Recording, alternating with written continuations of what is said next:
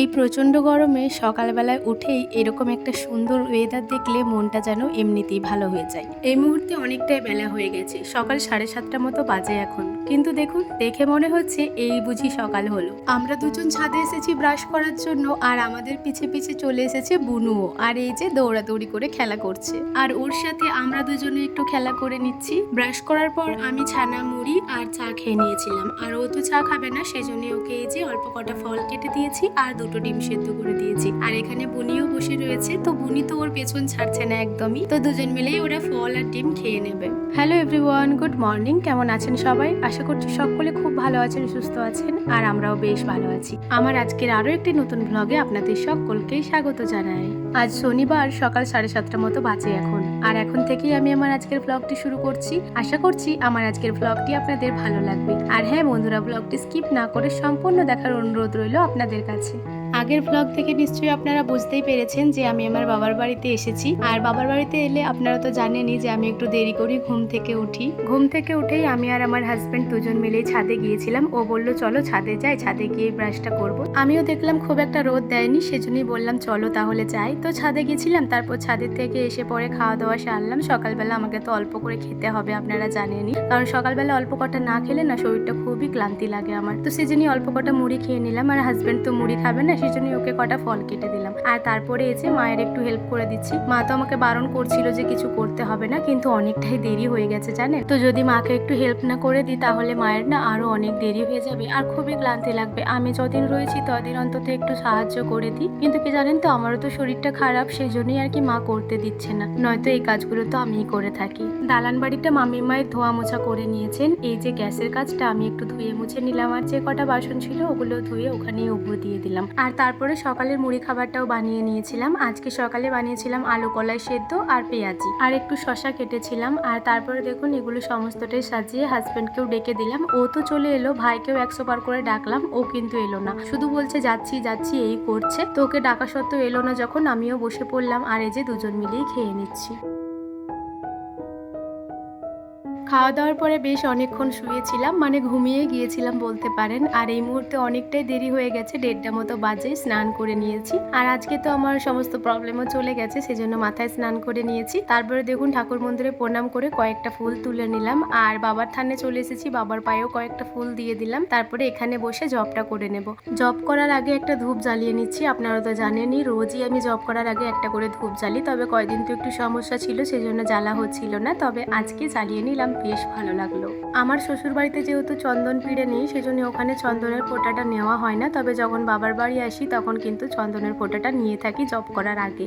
আর তারপরে দেখুন জবটাও সেরে নিয়েছি, আর এই ছোট ঘন্টাটি একটু বাজিয়ে দিলাম, আর ওপরে যে বড় ঘন্টাটি আছে ওটাও একটু বাজিয়ে দিলাম। ঠাকুর মন্দিরের গেটটা লাগিয়ে দেব। আজকে তো খুব একটা গরম নেই, সেজন্য আর ফ্যানটা চালালাম না, একটু মতো গেটটা খোলা রেখে এই যে নিচেতে চলে এসে আমাদের তুলসী মন্দিরটা ঠাকুর মন্দিরটার সামনে আছে, তো ওখানে এসে একটু প্রণাম করে নিলাম। আর আমার যে ভিজে নাইটিটা ছিল স্নান করার সময়, সেই নাইটিটাই একটু মেলে দিচ্ছি। আর সুব্রতর এই জামাটা জানেন তো, কয়েকবার যে মেললাম আর কয়েকবার তুলে নিয়ে গেলাম। এই যে বৃষ্টি আসছে বারবার, এবারে ভাবলাম জল তো ঝরে গেছে, ঘরেতে নিয়ে যাই, দিয়ে ঘরেতে নিয়ে গিয়ে খাটের ওখানে মেলে দিয়েছি।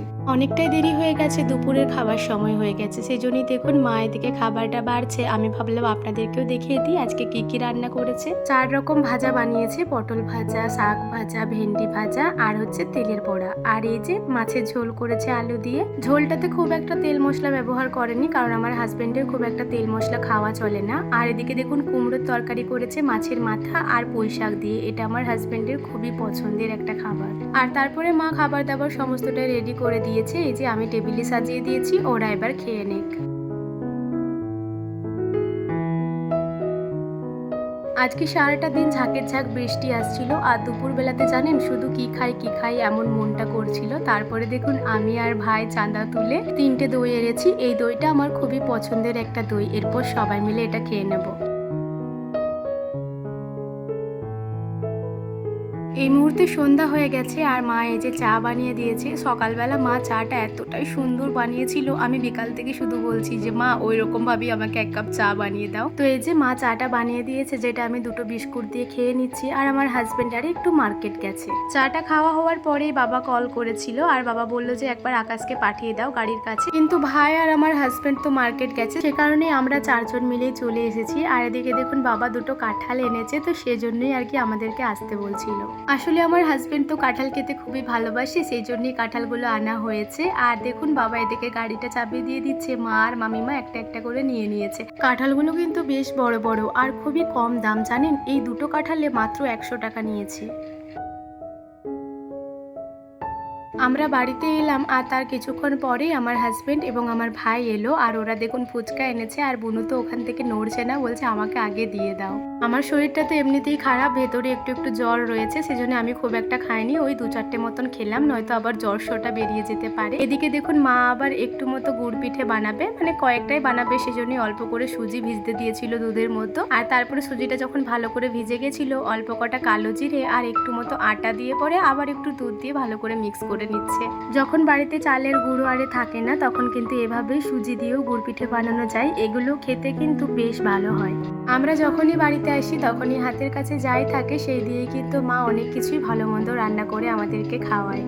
আমি এত বড় একটা মানুষ হয়ে মাত্র 4টে ফুচকা খেয়েছি, আর এই দেখুন সেই থেকে ফুচকা খেয়েই যাচ্ছে, শুধু বলছে আমি আরো খাবো আরো খাবো। প্রথমে ওর মা বলছিল যে শুধু ফুচকাগুলো খা, তো ও একটি খেয়ে পরে বলছে না আমি আর খাবো না। আর তারপরে দেখুন এখন আবার জল দিয়ে খাচ্ছে, মানে তেঁতুল জলটা দিয়ে, আর ওর তো বেশ খুশি লাগছে, বলছে আমি সবগুলোই খেয়ে নেব। তো এই যে খাচ্ছে আর জলটা পুরো গায়ে ফেলাচ্ছে জানেন। এদিকে আবার বলছে যে দারুণ হয়েছে দারুণ। ও তো আবার দারুণটা ঠিকঠাক করতে পারে না, মানে এরকম করতে চাইছে কিন্তু ও করছে আর কি এইরকম, তো ঠিকঠাক ভাবে করতে পারে না, তবে এটাও শিখে যাবে, কোনো ব্যাপার না। এখনকার বাচ্চারা ছোট থেকেই সব রকমের খাবার দাবার টেস্ট করে নিয়েছে, কিন্তু আমরা যখন ছোট ছিলাম তখন হয়তো এগুলো চোখেই দেখিনি। গুড় পিঠে বানানোর জন্য যে ব্যাটারটা মা রেডি করেছিল ওটা আবার কিছুক্ষণ রেস্টে রেখেছিল, তারপরে দেখুন রান্নাঘরে নিয়ে এসেছে আর তারপরে এক এক করে ভেজে নিচ্ছে। বেশ সুন্দর ফুলছিল কিন্তু সমস্ত গুড় পিঠেগুলো, আর খেতেও বেশ ভালো হয়েছিল। আমি তো এইসব তেলের জিনিস খুব একটা পছন্দ করি না, তা সত্ত্বেও আমি একটা খেয়েছিলাম। কাল থেকে তো মাছ মাংস চলছেই, তো আজকে সুব্রত বলছে আর মাছ কিংবা মাংস কোনোটাই যেন না করে, সেজন্যই দেখুন এদিকে একটু ভেজ ডাল বানাবে। সুব্রত মায়ের হাতের এই ভেজ ডালটা খেতে খুবই ভালোবাসে। একদিকে মা গুড় পিঠেগুলো ভেজে নিচ্ছে আর একদিকে ডালটা সেদ্ধ করতে দিয়েছে। ডালের সাথে যে যে সবজিগুলো লাগবে সেগুলো সমস্তটাই দিয়ে দিয়েছে। ওটা সেদ্ধ হয়ে গেলে তারপরে একটু ভালোভাবে ফোড়ন দিয়ে সাঁতুলে নেবে।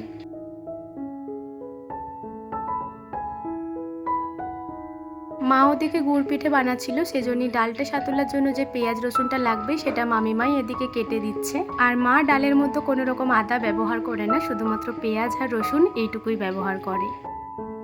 গুড় পিঠেগুলো ভাজা হয়ে যাওয়ার পরে এই যে 4টে মতো গুড় পিঠে মা দিল, বললো যা তোর জামাইবাবুকে দিয়াই। ও তো এই দরজা গোড়াতে এসে দাঁড়িয়ে রয়েছে আর যেতেই চাইছে না, শুধু বলছি যে যা যা দিকা, তো কোনো মতেই যেতে চাইছে না। তারপর আবার কিছুক্ষণ পরে গেল আর গিয়ে পরে আবার গালে হাত দিয়ে দেখছে যে কোনটা ওর জামাইবাবুকে দেবে। যেহেতু প্লেটের মতো 4টে গুড় পিঠে রয়েছে, সেজন্যই ওর কনফিউজ হয়ে যাচ্ছে যে কোন পিসটা ওর জামাইবাবুকে দেবে। তো অনেকক্ষণ ধরে ভাবনা চিন্তা করার পরে একটা পিস দিল, আর ও জামাইবাবু বলছিল যে তুমিও খাও, বলছে না আমি খাবো না, তুমি আগে খাও। আমাদের বাড়িতে প্রবেশ করি বাঁ পাশে না একটা রজনীগন্ধার গাছ ছিল, আর এই বর্ষাকালে দেখুন 4টে মতো শীষ বেরিয়েছে, আর এই ফুলগুলো ফুটেছে, এত সুন্দর গন্ধ বের হচ্ছে ফুলগুলো থেকে, কি বলবো আপনাদের। এই রজনীগন্ধা ফুলের গন্ধটা আমি প্রচন্ড পরিমাণে ভালোবাসি। আমার প্রিয় জিনিসটা দিয়েই আজকের ভিডিওটা শেষ করে দিচ্ছি। ভিডিওটি ভালো লাগলে লাইক কমেন্ট করবেন এবং সাবস্ক্রাইব করে আমার ছোট্ট চ্যানেলটির পাশে থাকবেন। সবাই ভালো থাকবেন, সুস্থ থাকবেন, আবারও দেখা হবে পরের কোনো একটি ভ্লগে। টাটা।